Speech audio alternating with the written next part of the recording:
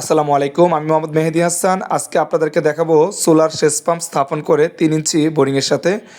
এটা হচ্ছে আমাদের উত্তরা দিয়াবাড়িতে আপনারা দেখতে পাচ্ছেন। আমি একটু আপনাদেরকে দেখাচ্ছি। এখানে আমরা সারিবদ্ধভাবে প্যানেলগুলো রেখেছি 240 ওয়াটের 6টি প্লেট, অর্থাৎ আমরা বাঁশের একটি শেড করেছি। আপনাদেরকে একটু দেখাচ্ছি, দেখেন এই পাশটি। এখানে রয়েছে একটি সেচ পাম্প, রয়েছে 3 ইঞ্চি একটি বোরিং। আপনারা দেখতে পাচ্ছেন আমরা এক এক করে প্যানেলগুলো তুলতেছি। দিয়াবাড়ির যে অংশটুকু, এই অংশটুকুতে আমরা হচ্ছে পাম্পটি স্থাপন করব। এটি হচ্ছে টিউবওয়েল রয়েছে, আর আমাদের সেচ পাম্পটি রয়েছে। সেচ পাম্পটি 2 ইঞ্চির। আমরা এখন ওয়ারিংয়ের কাজ করতেছি সোলারের, আপনারা দেখতে পাচ্ছেন। এখন একটু আমরা পাম্পটা চালিয়ে আপনাদেরকে দেখাচ্ছি। দেখেন, 2টি নজল, অর্থাৎ নার্সারিতে পানি দেওয়া হবে। খালি মুখের স্পিডটা আমরা আপনাদেরকে দেখাচ্ছি। দেখেন, 2 ইঞ্চি ডেলিভারি হচ্ছে।